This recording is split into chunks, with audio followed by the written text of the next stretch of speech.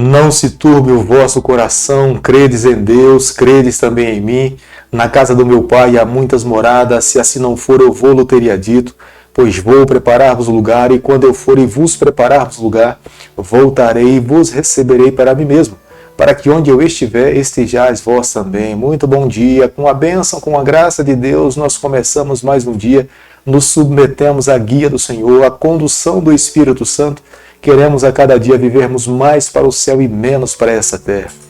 Todos os dias nesse canal nós estudamos um capítulo da Palavra de Deus. Hoje nós estamos começando um novo livro, o livro de Jonas. É o livro mais missionário que nós podemos encontrar dentro da Palavra do Senhor.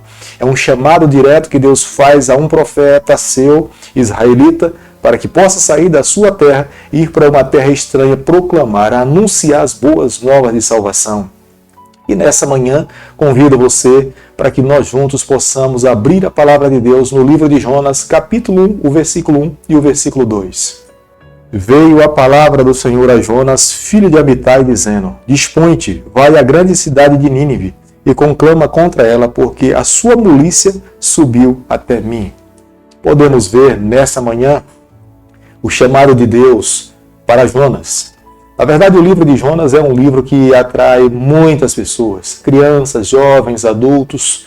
Quando nós começamos a estudar o livro de Jonas, nós começamos a compreender que Deus ama todas as pessoas. Jonas é o único profeta que recebeu uma missão especial de sair da sua terra e ir para uma terra estranha, proclamar a mensagem de Deus. Não conhecemos outro profeta dentro da Bíblia que tenha recebido tamanha responsabilidade. Mas aqui no livro de Jonas nós veremos como Deus é bondoso com todas as pessoas que estão na face dessa terra. Deus jamais irá um dia voltar aqui a esse mundo sem que primeiramente dê oportunidade de salvação àqueles que estão nessa terra conhecer a respeito do seu amor. No livro de Jonas nós aprendemos mais uma verdade. Deus escolhe pessoas imperfeitas para desempenhar o seu trabalho. Nem todos aqueles que estão trabalhando para Deus são perfeitos. Existem muitas pessoas que são imperfeitas e estão envolvidas nas obras do Senhor. É trabalhando para Deus que Deus trabalha o nosso coração. É se colocando nas mãos de Deus que Deus molda a nossa vida para que sejamos um instrumento nas suas mãos para alcançarmos outras pessoas. Jonas é identificado como sendo nativo da região de Gat-Hefer. Foi ele mesmo que profetizou a prosperidade dos israelitas. A prosperidade do povo de Deus se deu no período do rei Jeroboão II. Gat-Hefer ficava na região da tribo de Zebulon, a 4,5 km ao norte da cidade de Nazaré. O livro de Jonas nos ensina muitas verdades, mas entre elas se sobressai uma. O amor de Deus é tão grande, tão poderoso, que Ele ama todas as pessoas, todas as ações. Não existe ninguém nessa terra que tenha ido tão longe de Deus que não possa ser alcançado pelo Senhor. Deus precisa de homens e de mulheres como Jonas, para que se disponha para trabalhar para Ele, para ser um vaso nas suas mãos, que pregue, que testemunhem, que vivam a verdade, para que outras pessoas possam ser salvas para o seu reino. Como nós podemos observar no versículo 3, Jonas se dispôs, mas não para obedecer a Deus. Jonas se levantou da sua casa para fugir da presença do Senhor.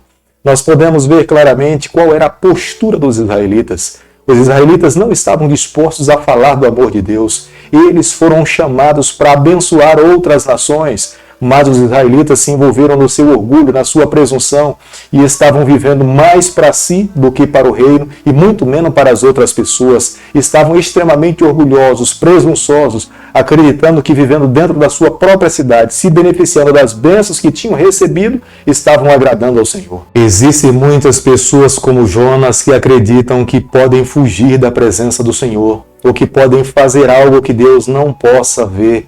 Nada que nós façamos nessa terra fica encoberto aos olhos do Senhor.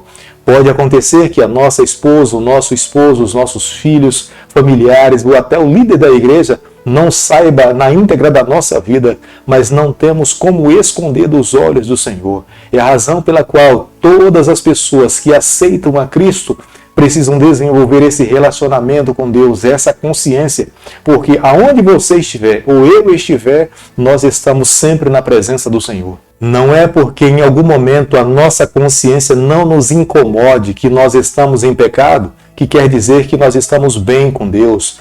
Nós podemos não ser incomodados pela nossa consciência, mas nós podemos estar envolvidos no pecado. Foi o que aconteceu com Jonas. Jonas entrou no navio, estava dormindo lá no porão do navio, mas ele estava fugindo de Deus, estava em pecado para com o seu Deus, mas conseguia dormir mesmo estando em pecado, fugindo do seu Deus. Jonas capítulo 1, versículo 7, a Bíblia diz o seguinte: E diziam uns aos outros: Vinde e lancemos sorte, para que saibamos por causa de quem nos sobreveio este mal. E lançaram sorte, e a sorte caiu sobre Jonas. Enquanto as pessoas estavam dentro do navio tentando salvar-se por causa da tempestade, Jonas dormia. E foi necessário que esses homens pagãos clamassem aos seus deuses, pedindo para que esse Deus pudesse revelar quem de fato era culpado de tamanha tempestade. E é quando a sorte cai sobre Jonas. Não foi por acaso. Deus conduziu aquele movimento para que o seu filho pudesse ser resgatado e cumprisse a missão, ouvisse a voz de Deus e falasse em Nínive qual era a vontade de Deus para essa nação. Quando Jonas foi descoberto como sendo culpado pela tremenda tempestade que estava assolando o navio, eles agora se voltam para Jonas e perguntam o que foi que ele fez. E Jonas agora revela sua identidade. Ele fala que era hebreu, que ele tinha uma missão a cumprir, mas ele estava fugindo do Senhor.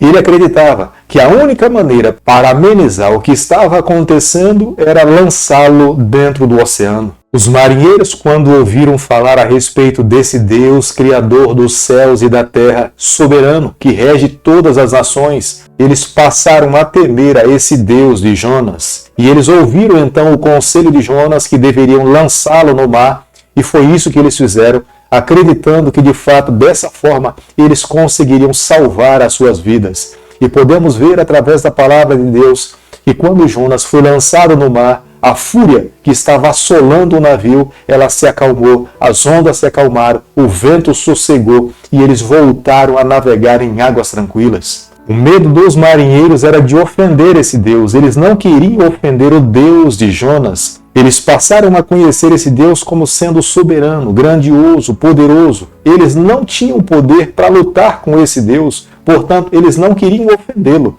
E para não ofendê-lo, eles agora estavam dispostos a fazer aquilo que Jonas falava para estar em harmonia com a vontade desse Deus. Jonas capítulo 1, versículo 17, a Bíblia diz o seguinte: Deparou o Senhor um grande peixe para que tragasse a Jonas, e esteve Jonas 3 dias e 3 noites no ventre do peixe. Deus preparou um grande peixe. A Bíblia não fala qual é o tipo de peixe, mas a Bíblia fala que era um grande peixe. E esse grande peixe tragou a Jonas e o levou para a terra firme. Deus tinha um propósito para Jonas. Deus queria que Jonas cumprisse a sua missão. E pelo fato de Jonas chegar na cidade de Nínive, sendo conduzido por um peixe, a cidade de Nínive, que era adoradora ao Deus peixe, quando viram Jonas chegar tragado por um peixe, as pessoas obedeceram, as pessoas ouviram a palavra de Deus. Elas estavam com seus corações abertos, porque acreditavam que Jonas tinha alguma ligação com as divindades. Pelo fato de um peixe ter lhe trazido, eles entendiam que Jonas era a própria voz de Deus para salvar as suas vidas. E eles estavam com seus corações abertos para ouvir o que Jonas tinha a falar. Mas não tenho a menor dúvidas, pelo fato de Jonas ter fugido do Senhor e ter passado 3 noites e 3 dias dentro da barriga de um grande peixe, Jonas deve ter carregado na sua caminhada as marcas, as cicatrizes do suco gástrico dentro da barriga desse peixe. Deus sempre perdoa os nossos pecados, mas as consequências dos nossos erros nós carregamos no decorrer da vida. Acredito que toda vez que Jonas olhava para o seu braço, ou para suas costas, ou para o seu rosto, e que se deparava com as manchas do suco gástrico, ele se lembrava que não valia a pena fugir de Deus. Ele teria sempre que se manter na companhia do Senhor, se colocar nas mãos de Deus e deixar que Deus conduzisse a sua vida.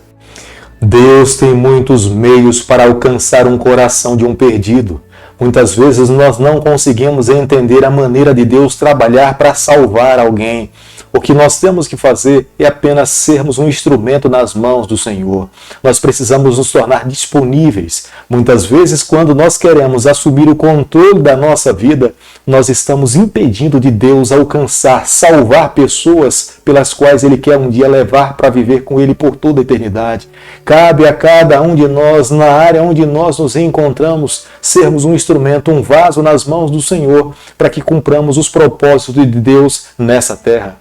Jamais deveríamos fugir do chamado do Senhor. Não sei qual é o chamado que Deus tem feito para você, dentro da tua casa, fora da tua casa, ou num outro país, ou de repente no próprio bairro, mas quando Deus nos chama, Ele sempre nos capacita, Ele sempre está ao nosso lado, Ele nunca nos coloca no campo missionário e nos abandona, Ele sempre se mantém ao nosso lado, Ele sempre envia os seus anjos, nos dá condições para que nós possamos cumprir a missão. Foi isso que Deus fez com Jonas, é isso que Deus faz conosco, e é isso que Deus fará com todas as pessoas que se colocarem nas suas mãos. É por isso que nessa manhã eu convido a você a fechar os seus olhos comigo, a nos colocarmos nas mãos do Senhor, nos tornarmos disponíveis para Ele, para que Ele nos use e que possamos proclamar, anunciar, testemunhar do seu amor às pessoas que ainda não conhecem o nosso Salvador. Querido Pai, em Tuas mãos, nessa manhã nós nos colocamos. Queremos ser um instrumento nas Tuas mãos. Perdoa os nossos pecados, nos conceda a graça de a cada dia andarmos ao Teu lado. Fica conosco, molda o nosso coração, nos dê a graça de um dia estarmos com o Senhor por toda a eternidade. É o que nós pedimos e te agradecemos e o fazemos em nome de Jesus. Que o Senhor te abençoe e te guarde. Que Ele faça resplandecer o seu rosto sobre você. Que Ele tenha misericórdia de você. Que sobre você nessa manhã Ele levante seu rosto e conceda a sua paz em nome de Jesus. Amém.